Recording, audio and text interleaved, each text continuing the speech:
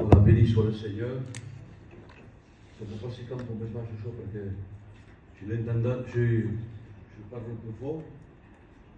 Voilà, je pense que c'est bon là.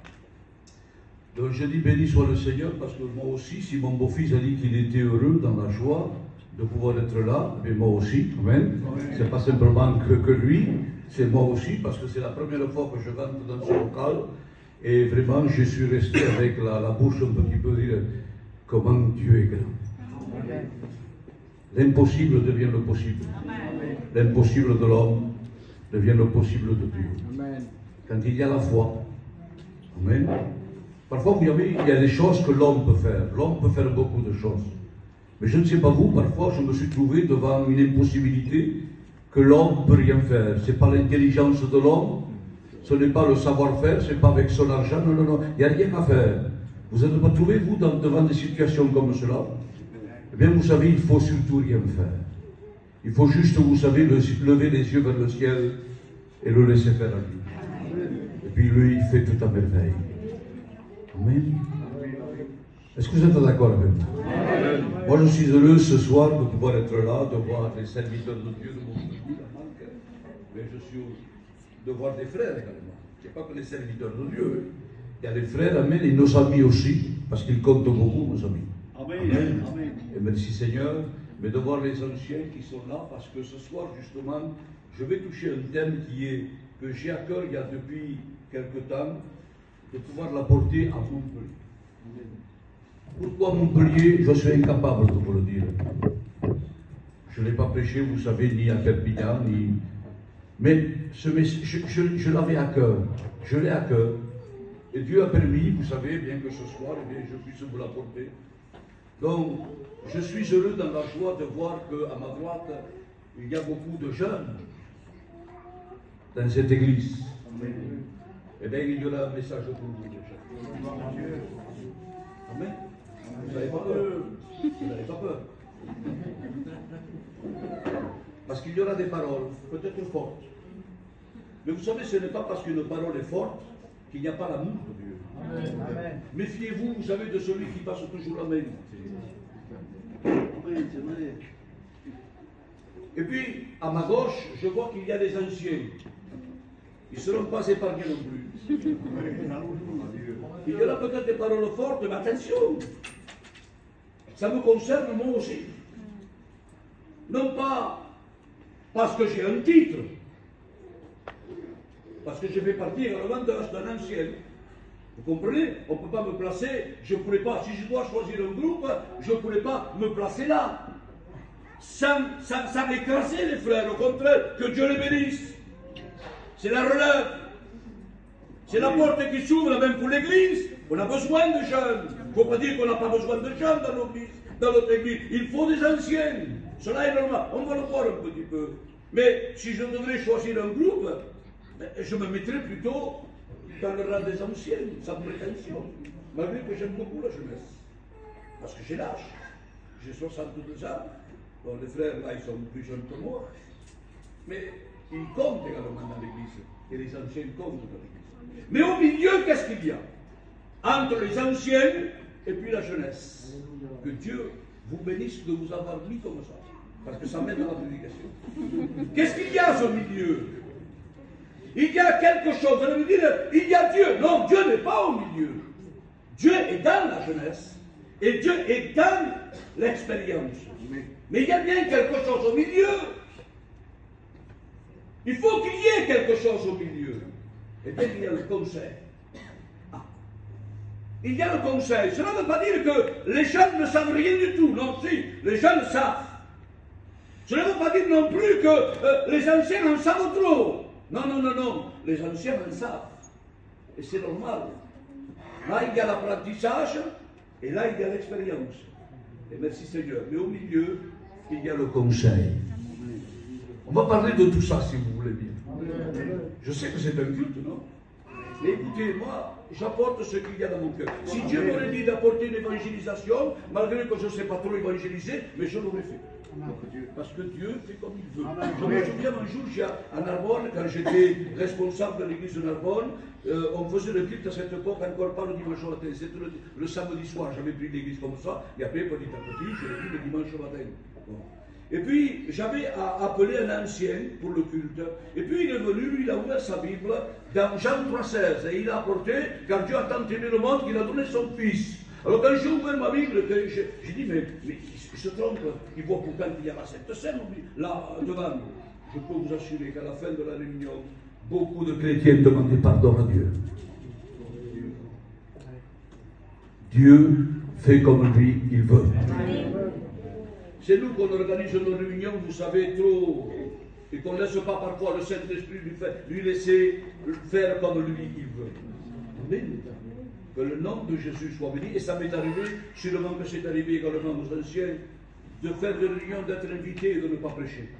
Parce que le Seigneur ne voulait pas. Non pas parce que c'était moi, ça serait pareil. Être invité, ne pas prêcher. On avait chanté des cantiques, on ne pouvait plus s'arrêter. Et puis le frère me dit, mais Julien, regarde, il faut que tu prêches. Non, non, laisse faire. C'est le Saint-Esprit là qui prêche. Amen. Le Saint-Esprit sait faire mieux les choses que moi. Laissons faire Dieu. Et puis, ils ont chanté des cantiques, j'ai chanté des cantiques. Et les gens pleuraient, se repentaient. Les gens, il y a eu beaucoup de choses qui s'est passées. Pourquoi? Parce que c'est le Saint-Esprit qui l'a voulu comme ça. Amen. Laissons faire Dieu, laissons faire le Saint-Esprit. Bien sûr qu'il faut être cadré. Bien sûr qu'il faut être ordonné. Bien sûr qu'il y a des règlements, cela est normal, sinon les réunions s'en vont un petit peu de partout. C'est pas comme ça que ça marche. Mais parfois le Saint-Esprit peut se permettre de la faire comme lui le fait. Amen. J'aimerais faire une lecture avec vous, si vous voulez bien. On va faire deux lectures, si vous voulez bien. La première se trouve dans 1 Pierre, première épître de Pierre, au chapitre 5 du verset 1er, et puis nous irons dans l'Ancien Testament pour donner l'exemple de ce qui s'est dit, de ce que l'apôtre Pierre dit, dans 2 Chroniques, chapitre 9, du verset 30. Il dit ainsi, 1 Pierre, chapitre 5, du verset 1er. Voici les exhortations que j'adresse aux anciens qui sont parmi vous. Alors je me tourne vers l'avant.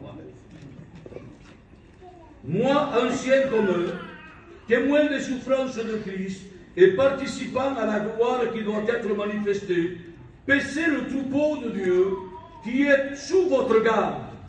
C'est important. C'est une grande responsabilité. Non par contrainte, mais volontairement, selon Dieu. Non pour un gain sordide, mais avec dévouement. Non comme dominant sur ceux qui vous sont échus en partage, mais en étant les modèles du troupeau. C'est quand même très important, non? Ce que doit être l'ancien dans l'Église. Et au dehors, quand je dis de l'Église, parce que c'est facile d'être modèle dans l'Église, mais dehors, parfois, c'est plus difficile. Et pourtant, il faut l'être. Et lorsque le souverain berger paraîtra, vous obtiendrez la couronne incorruptible de la gloire. De même, vous qui êtes jeunes, soyez soumis aux anciens et dans tous vos rapports mutuels, revêtez-vous d'humilité, car Dieu résiste aux orgueilleux, mais il fait grâce aux humbles. Croyez-moi que c'est un message qui est lourd. C'est un message qui peut déranger certaines personnes. Mais moi, j'apporte ce que le Seigneur a mis dans mon cœur. Parfois, vous savez, et aux serviteurs de Dieu, moi, je ne suis pas différent, je suis pareil. Parfois, vous savez, Dieu nous a donné des messages qu'on ne veut pas prêcher. Parce qu'ils sont, vous savez, secouants, dérangeants, mais le Saint-Esprit, quand il veut quelque chose, il veut le faire. Et quand ça vient de Dieu, Dieu bénit. Quand ça vient de l'homme, ça ne va plus, ça ne va pas, ça ne passe pas. Mais quand ça vient de Dieu, même si c'est un message compliqué, difficile, dérangeant, qui secoue parfois, vous savez, certaines personnes, certains chrétiens, je peux vous assurer que cela passe et que cela fait du bien et que cela soigne. Donc, l'apôtre Pierre exhorte les anciens premièrement, c'est-à-dire les pasteurs. L'apôtre Pierre également, en second plan, en second, exhorte aussi les jeunes. Les jeunes. La première exhortation concerne à ceux que les pasteurs gardent l'Église. Garder l'Église, c'est pas diriger l'Église. Tout le monde peut diriger l'Église, mais peu là. Garder, ça veut dire ce que ça veut dire. Et vous remarquez parfois, je ne sais pas, moi avant j'avais une maison, et puis il y avait un terrain à côté de moi où c'est qu'encore, il n'y avait pas de maison, c'était un terrain avec beaucoup d'herbes. Et à l'époque, moi je faisais le marché, et quand j'arrivais de mon marché, donc j'avais la cuisine avec la fenêtre, et en été la fenêtre était ouverte. Et il y avait un berger avec son troupeau de brebis qui avait l'habitude de l'amener dans ce terrain. Et quand il me voyait que je mangeais sur ma table de la cuisine avec la fenêtre ouverte, ce berger avait sympathisé avec moi. J'avais sympathisé parce que moi, je lui posais des questions et je m'en servais pour prêcher. Vous comprenez bien?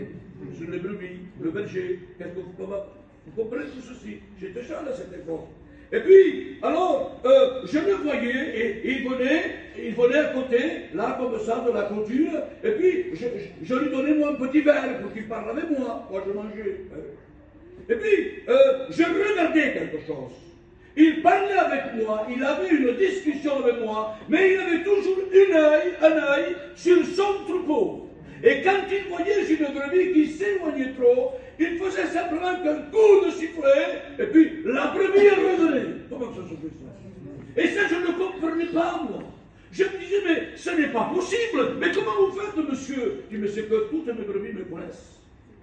Comment ça? Mais il y a plus de 100 brebis. Oui, mais je garde mon troupeau. J'ai dit, mais monsieur, c'est pas donné à tout le monde de faire ce que vous faites vous, de pouvoir prendre et les sortir. Oui, essaye, toi, tu vas voir. Viens, prends mon bâton et essaye d'amener le troupeau, de le faire avancer. Il n'avancera pas. Parce qu'il ne te connaît pas. Et un responsable, et je parle pour moi le premier, j'ai eu une responsabilité. Eh bien, quand un responsable, non seulement qu'il dirige, mais qu'il garde le troupeau, alléluia, il connaît toutes les brebis. Parce qu'il les garde. Et qu'il veille sur le troupeau. C'est le rôle du pasteur. Pas de donner une prédication. C'est pas ça le plus important. C'est de pouvoir veiller, c'est-à-dire d'aller là où c'est qu'il y a le malade, il faut y aller. S'il faut passer la nuit avec lui, il faut passer. Et quand il y a malheureusement, et je vous demande mille fois pardon, quand il y a, vous savez, une séparation, quelqu'un qui s'en va auprès de Dieu, hein, eh bien, il faut être. Et c'est compliqué cela. C'est plus difficile, vous savez, que de faire une réunion. C'est facile de faire une réunion. Un petit garçon peut faire une réunion, il n'y a pas de souci. Moi, je me souviens qu'avant, je faisais faire des réunions avec petits enfants. Je me régalais, moi. J'arrivais du travail, allez, cet après-midi, on fait une réunion. Toi, Esaïe, tu fais le pasteur. Toi, Lévi, tu vas chanter des cantiques. Toi, Aaron, tu vas passer par les offrandes. Et je disais à mes petites filles, toi, Chanel, mets-toi le foulard. Toi, Nandi aussi, le foulard. Toi, Christophe, le foulard. Et on va prier Dieu. Et il faisait des réunions pour mourir. Je me régalais, tellement que je me régalais, même je parlais en langue. Et je le faisais souvent, cela, surtout quand il y avait le Covid. C'est facile de faire une réunion. C'est plus difficile de garder un troupeau.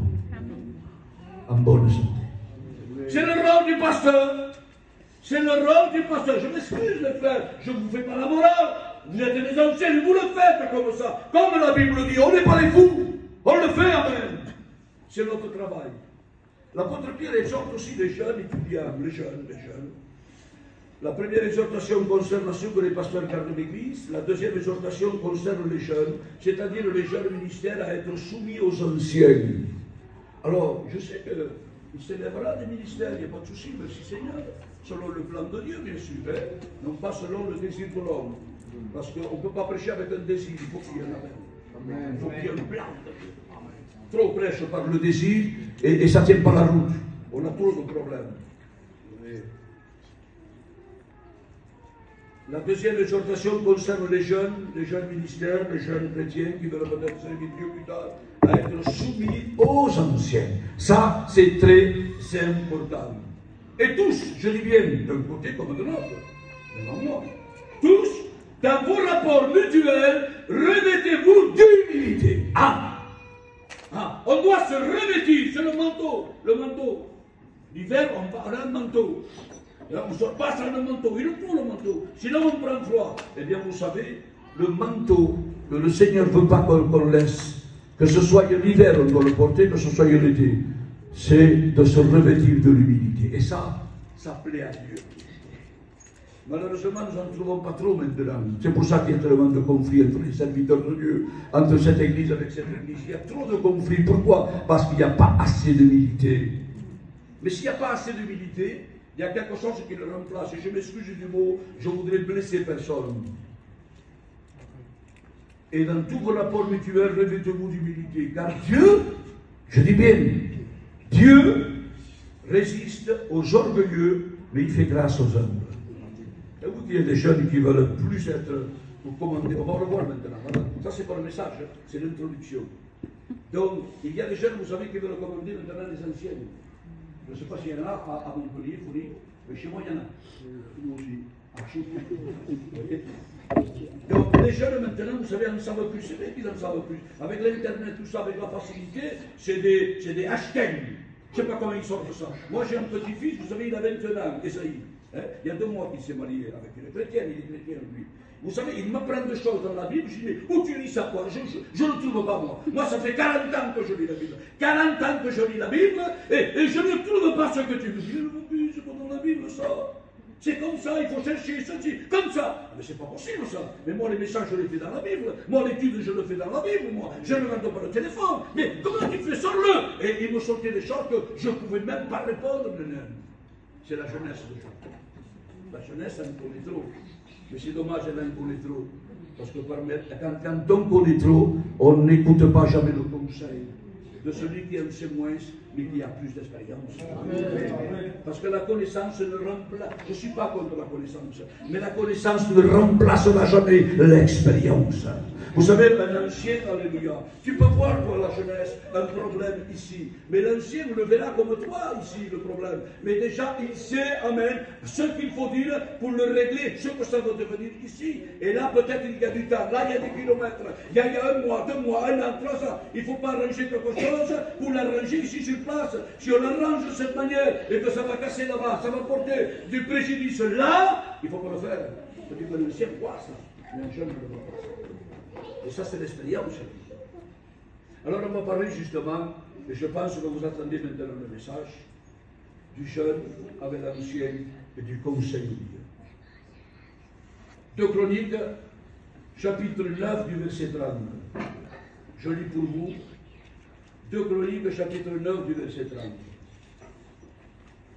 Salomon régna 40 ans à Jérusalem sur tout Israël.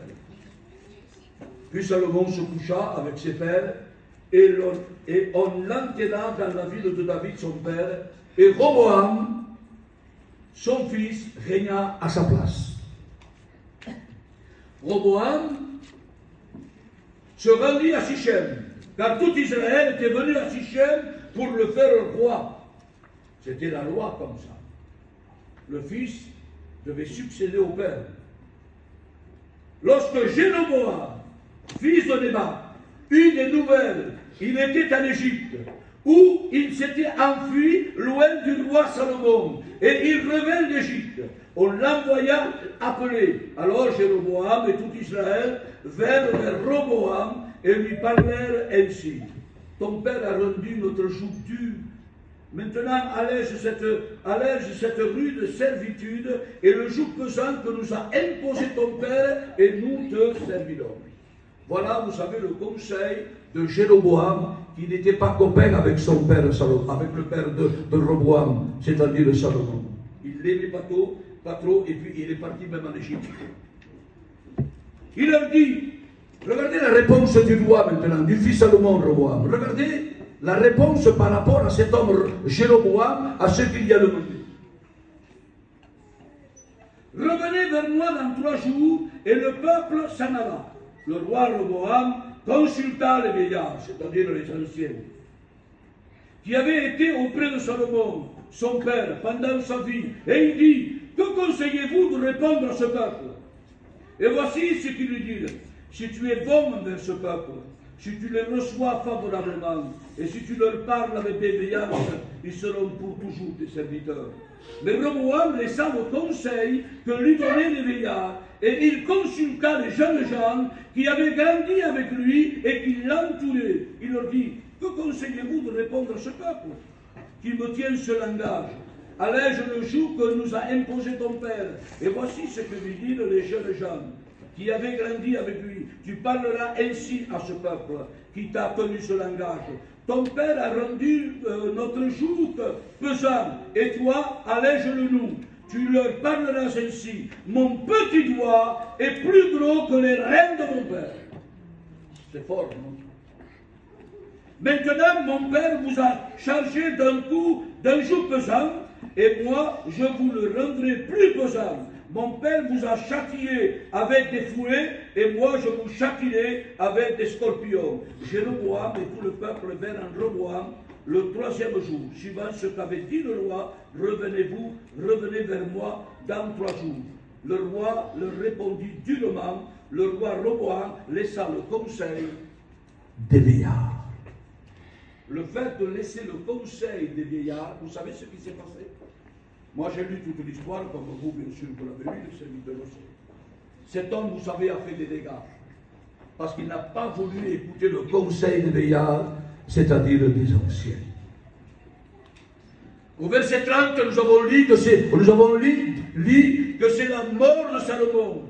Et au verset 31, Roboam, son fils, régna à sa place. Et puis, il y a survé un homme dans cette histoire, Jéroboam, au chapitre 10 du verset 4, il va dire au roi Roboam, ce que nous avons lu, ton père a rendu notre joug dur, maintenant allège-nous cette rude servitude et le joug pesant que nous a imposé ton père, et nous te servirons.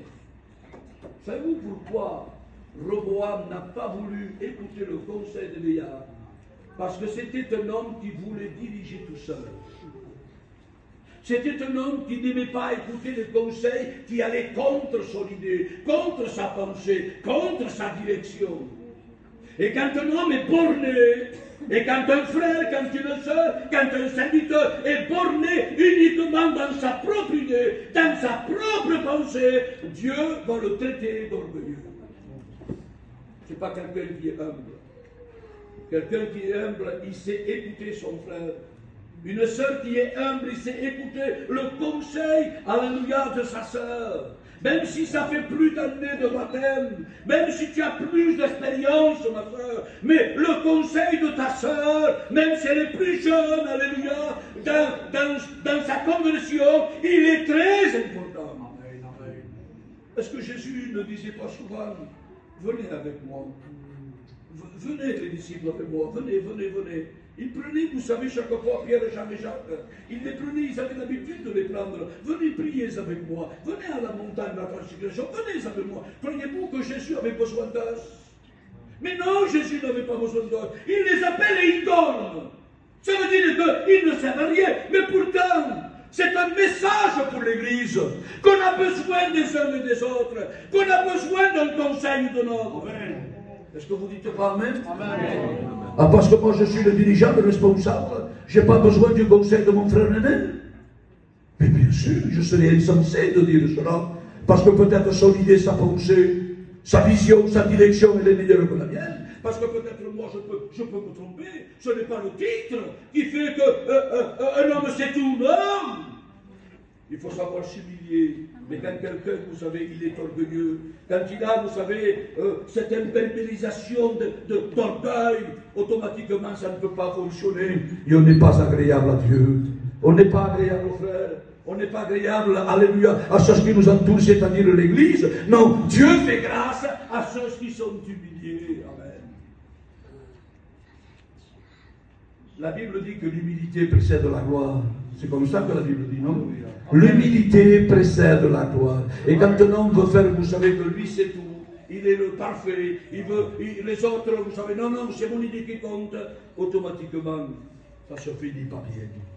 L'histoire ne se finit pas bien, le film ne se finira pas bien, parce qu'il y a la résistance de Dieu, il y a la main de Dieu. Dieu peut permettre un temps, parce qu'il aime son enfant, même s'il est orgueilleux, Dieu lui résiste, mais ça ne veut pas dire qu'il ne l'aime pas. Il l'aime, alléluia. Quand Saül, Dieu l'a rejeté. que Dieu ne l'aimait plus. Mais bien sûr qu'il l'aimait.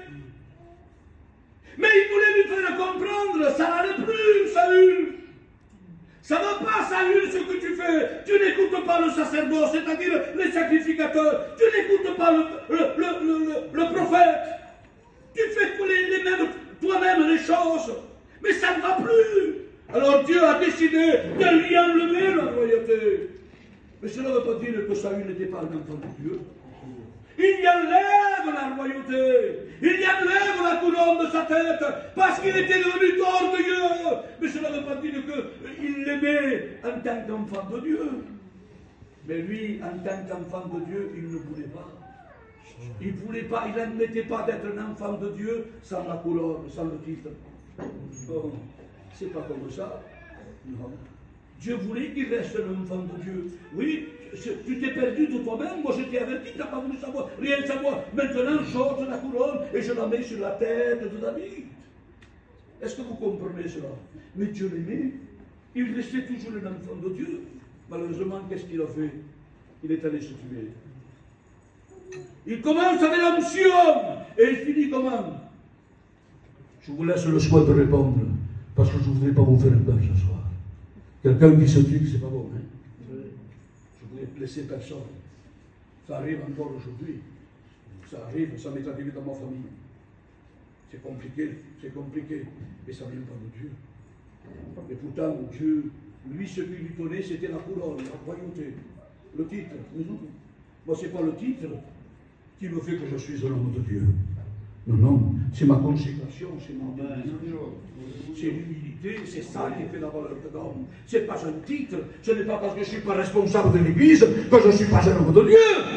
Mais bien sûr que je suis un homme de Dieu. Parce que vous savez, il est très important parfois, et parfois l'homme ne veut pas le faire. C'est autant important, vous savez, de travailler sur une estrade et de travailler dans l'ombre. Ah, mais oui, mais dans l'ombre, quel intérêt, il n'y a personne qui nous regarde. Ça, c'est l'orgueil qui parle de ça. Mais l'humilité, lui, il s'en moque de ça. Mais moi, dans ma chambre, dans ma caravane, je cherche Dieu, je vais visiter sa mère, je vais à l'hôpital voir un malade, alléluia. Et ça, c'est le vrai ministère. Amen. Je le disais à mon beau-fils, je crois, voir l'orange, je crois, Jean. C'est le vrai ministère, ça. C'est de pouvoir, alléluia, faire du bien aux âmes. C'est ça la valeur d'un serviteur de Dieu et d'un chrétien, ça. Jéroboam dit au roi, Roboam, ton père a rendu notre jour dur. Maintenant allège cette rude servitude et le joug pesant que nous a imposé ton père, et nous te servirons. C'est-à-dire qu'il va s'approcher de lui. Pour te servir, il y va avec une condition. On ne peut pas marcher avec Dieu si on met des conditions. Ça peut marcher avec l'homme, hein? Ça peut marcher avec l'homme. Mais vous savez, mes frères et mes sœurs, pas avec Dieu. Un jour, il y a un serviteur qui voulait m'acheter. Oui, je vous le dis, les frères. Un serviteur voulait m'acheter. Je l'ai vu venir, vous savez, de loin, croyez-moi. Je ne suis pas le plus intelligent, mais je ne suis pas le plus fou non plus. Je l'ai vu venir, vous savez, il voulait quelque chose. Alors, bien sûr, il est venu avec des flatteries, avec des mots, avec des élévations. J'étais le plus beau, le plus fort, le meilleur. Pour lui, j'étais le meilleur. Et puis quand je lui ai dit la vérité, parce que moi j'aime la vérité, les frères me connaissent, je ne suis pas quelqu'un qui va vexer, mais si je dois te dire quelque chose avec les mots de la Bible, je te le dirai, parce que Dieu veut la vérité. Ça ne sert à rien de parler mal d'un homme, vous savez s'il ne le tend pas. Il ne faut pas parler mal d'un homme, il faut dire la vérité seulement. Il faut faire attention, il faut peser le pour et le contre. Et vous savez, cet homme, il est venu vraiment, c'était un serviteur de Dieu. Tu sais, Julien, toi ceci, toi là-bas, toi là. J'étais le meilleur, quoi. J'étais le plus beau. Ils m'ont monté de tellement, vous savez, qu'ils m'ont monté. On est dit que je ne touchais plus au sol, quoi. Je faisais, pourtant je suis petit, non? Alors je faisais 3 mètres. Alors je pouvais regarder tout le monde comme ça. Alors ça m'a vexé, ça. Ça m'a fait du mal. J'ai écouté un petit peu. Mais après, quand c'est stop, c'est stop. J'ai dit alors, dis ce que tu veux, qu'est-ce qu'il y a? Dis-moi ce que tu veux. Mais moi, je savais ce qu'il voulait. Et avant qu'il me le dise, moi, je lui ai dit, toi, tu viens voir ça, pourquoi tu ne me l'as pas dit directement? Ça peut-être aurait passé mieux. Tu es là, tu es en train de me flatter, ceci, et la Bible dit que celui qui flatte son prochain, lui tend un piège à ses pieds. Mais je n'ai pas voulu tomber dans son propre piège. J'ai dit, mon frère, tu n'auras pas ce que tu me demandes. Parce que ce n'est pas fait selon le plan de Dieu. C'est fait dans le système de la chair. Et il n'y a rien de spirituel dans ton langage. J'ai dit, d'où ce que tu es venu, retourne. Avec moi, ça marche pas. Le lendemain, il m'a quitté partout. Au lieu de me lever, il m'a blessé et écrasé. Parce qu'il n'a pas obtenu ce qu'il voulait. L'homme, il est comme ça. Il n'y avait pas d'humilité dans ce frère. Il n'y avait que de l'orgueil.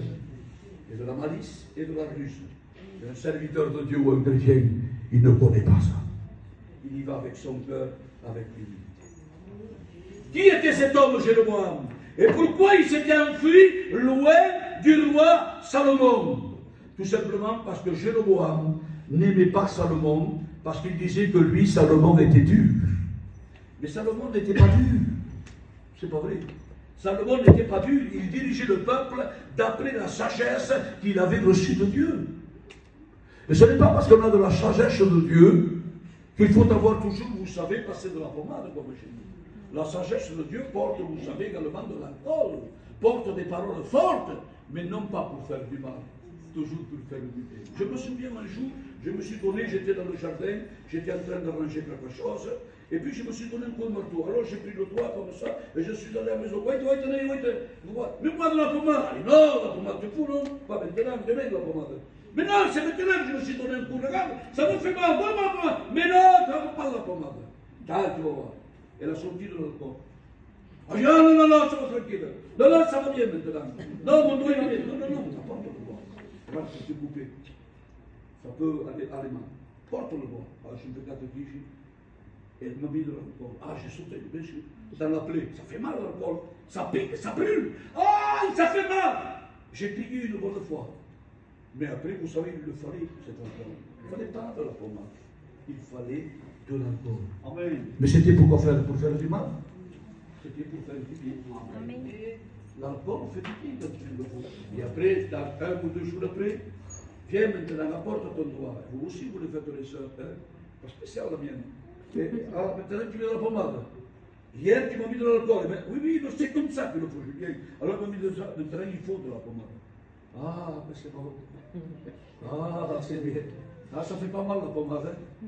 Ça fait pas mal. Il l'a fallu, mais le second jour, pas le premier jour.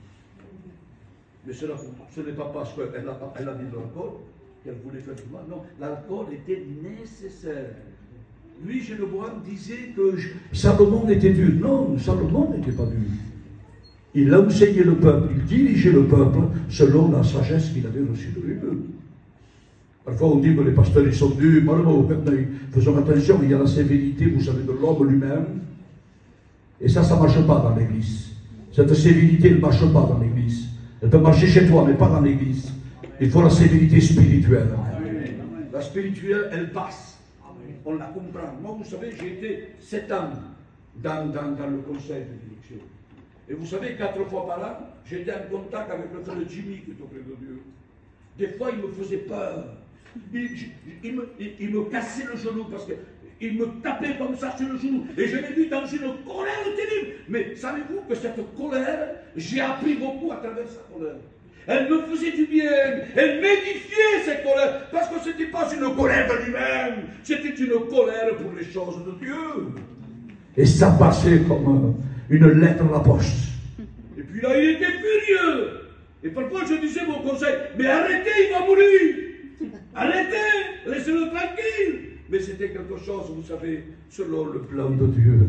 Quand Jésus, vous savez, va dans le temple et qu'il renverse les tables, c'était, vous savez, c'est de la colère, ça. Mais c'est une colère spirituelle. C'est une colère, amen, alléluia, pour mettre, vous savez, la paix dans l'église, pour ne pas faire rien, n'importe quoi dans l'église. Amen. Il y a la colère de Dieu même. La colère spirituelle. Et celle-ci, elle est appropriée pour diriger le peuple. Salomon n'était pas dur, il dirigeait le peuple d'après la sagesse qu'il avait reçue de Dieu. Aujourd'hui, tu me permets, Max? J'ai quelque chose un peu dur là à dire.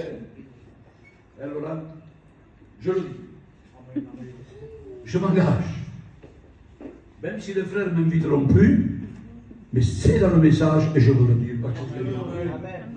Aujourd'hui, certaines églises sont devenues légères. Pas ici, vous êtes parfait. Pourquoi légères? Elles ne supportent pas Le vrai évangile. On dirait, vous savez, qu'on touche l'évangile un petit peu à ranger la façon de l'homme. Pobrecita, pobrecito. Et on dirait que le sentiment prend le dessus du spirituel. Je ne dis pas qu'il ne faut pas en avoir du sentiment. Et je ne fais pas de cours pour les serviteurs. Les serviteurs le connaissent. Mais vous savez, on dirait, vous savez, que le sentiment prend la place du spirituel. Automatiquement, avec ça, avec ce message, l'Église devient légère. Et il ne faut pas, justement. Une Église, elle a son poids devant Dieu. Une Église, elle a son poids dans la vie où c'est qu'elle est. Une Église, alléluia, elle a un témoignage. Et je sais que vous avez un témoignage. C'est ça qui fait la force d'une Église. Une Église qui est légère, c'est ce que c'est. Vous le savez, les serviteurs vous l'ont dit. Une Église légère, c'est une Église qui prend des rides. Ah? Eh oui. C'est-à-dire que l'Église, elle vieillit. Elle vieillit, mais pas normalement. Pas dans la mature spirituelle. Parce qu'une Église, quand il est dit, vous savez, les 24 vieillards dans le ciel, c'est pas 24 vieillards avec des barbes. C'est l'image d'une Église en pleine maturité. Vous comprenez? Il est dit ainsi qu'une Église qui est légère, c'est une Église qui prend des rides. Et elle essaie de quoi? Parce que, je m'excuse, je vous demande pardon, une femme ne veut pas avoir des rides. Eh bien, on ne peut pas y rien faire. Ça vient les rides. C'est la nature qui veut cela. Plus on prend de l'âge, plus on prend de rides. Et alors, il y en a qui ne n'en veulent pas. Alors ils essayent de les dissimuler. Mais avec quoi peut-on dissimuler des rides? Quelque chose qui est de la nature. De la pommade, avec des crèmes. Éphésiens chapitre 5 du verset 27.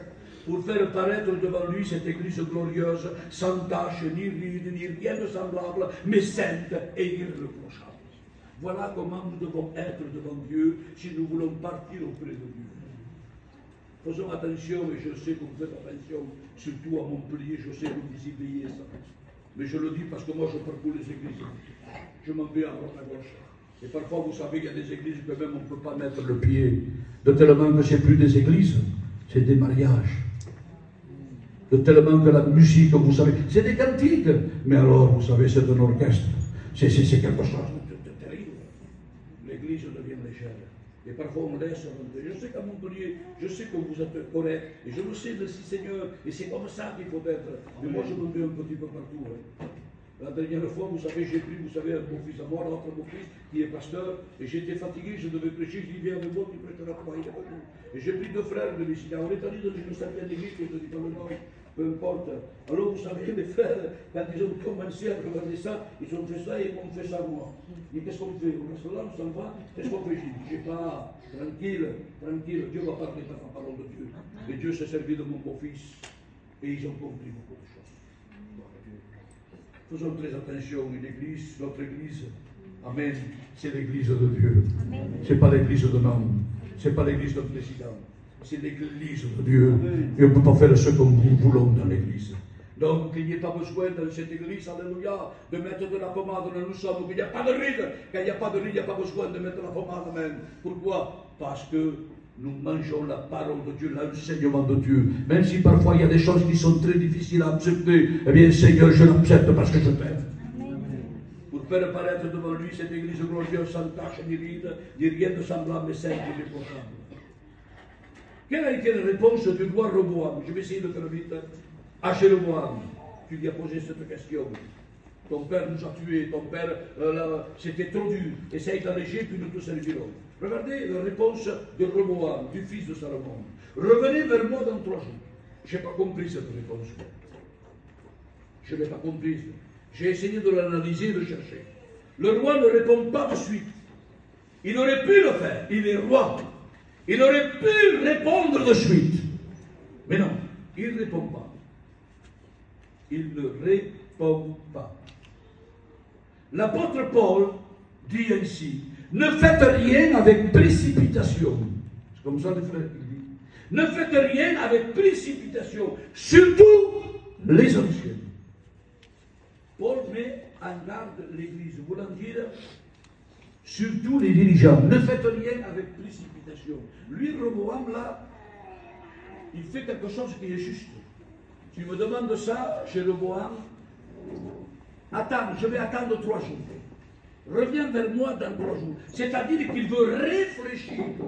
Il veut réfléchir. Eh bien, vous savez, parfois, faute de réflexion, on engage des frères ou des sœurs parfois qui ne sont pas à leur place. Pourquoi? Par sentiment, parce qu'elle chante bien, parce que lui, il prie bien, lui, il prophétise bien. Mais ça ne veut rien dire, ça. Ce n'est pas parce que c'est ça qu'il faut de suite l'engager à quelque chose.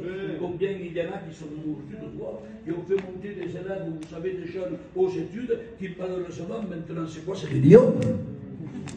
Pourquoi? Parce qu'il fallait l'apprentissage n'était pas fait, ils ne les ont pas assez éprouvés. Vous savez, un jeune avant de mourir. Pardonnez-moi les frères, je ne fais pas la morale aux serviteurs, ils en savent plus que moi.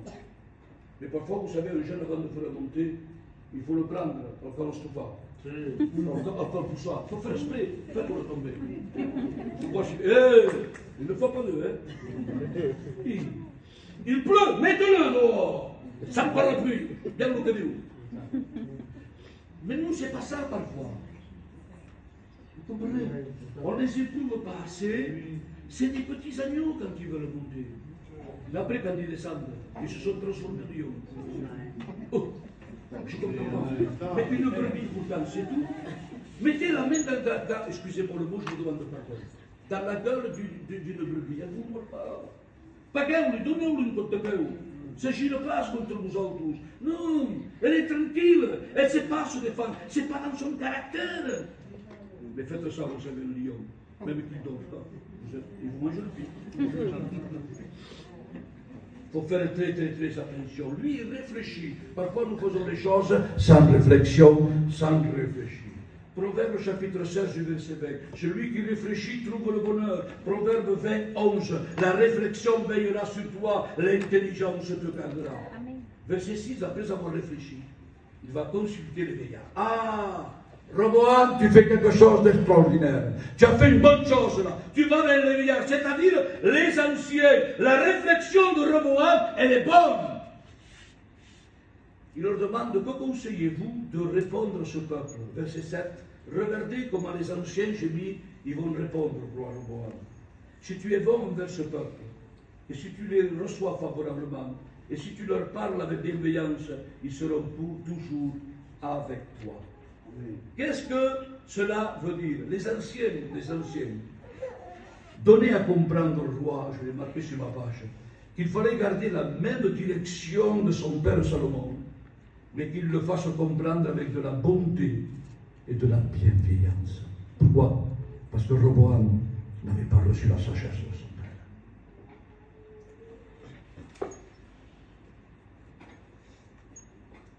Quand il n'y a pas la sagesse, ça peut compliquer.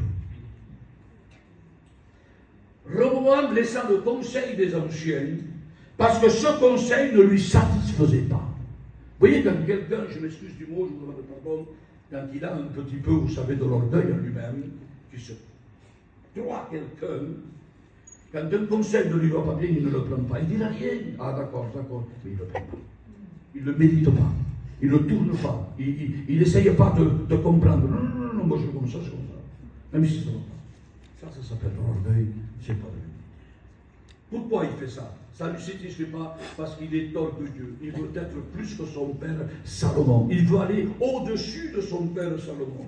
Proverbe chapitre 16 du verset 18, je vais terminer bientôt. L'orgueil précède la chute. L'orgueil précède la chute. Que fait-il? Il réfléchit quand même. Hein? Les anciens nous disent ça. D'accord. Il faut que je garde le conseil de mon père et que je le dise bien comme il faut, comme mon père le faisait. Mais moi, ça ne va pas. Non. Ce conseil, il me prépare mon conseil. Alors, où c'est qu'il va aller vers les jeunes, choses qui sortaient ensemble avant. ça ce qu'ils l'ont côtoyé à lui. Lui, il les connaissait, il savait déjà ce qu'ils allaient lui répondre. Il va aller vers les jeunes. Que fait-il? Il va consulter les jeunes gens. Et les jeunes gens lui disent, tu leur répondras ainsi à ce peuple, mon petit doigt est plus gros que les reins de mon père. Si tu veux faire plus que ton frère, Dieu va te prendre et il va t'aplatir. Parce que tu as besoin. Je ne veux pas dire que tu n'as pas de qualité, mon frère, ma soeur. Tu as peut-être des qualités, mais ce n'est pas parce que tu as des grandes qualités que tu n'as pas besoin de celui qui t'a besoin. Amen. Toujours. Sais-tu que c'est le petit parfois qui peut relever le grain? Amen. Amen. Et oui, parce que toi, oh, moi je suis grand, je suis fort, c'est moi le. Moi, non, il n'y a rien qui peut m'atteindre. Et puis on tombe parce qu'on n'est que des hommes. On est faible. Aujourd'hui, on est là et demain on est aplati par terre. Et on peut tomber, mais si ton frère qui est là à côté de toi, tu en as besoin. Mon frère, donne-moi la main, s'il te plaît. Regardez comment je suis là, relève-moi. Un jour, je me souviens, et je vais terminer, hein, Laurent, parce qu'il y a l'heure qui tourne. Je m'excuse, ça y est, j'ai terminé là. Un jour, je me souviens, j'étais découragé complètement. J'avais plus envie de prêcher. Je ne pouvais plus prier. J'avais tellement de problèmes, je ne savais pas comment ça allait comme ça. J'en pouvais plus, je voulais être tout seul chez moi. Tout seul.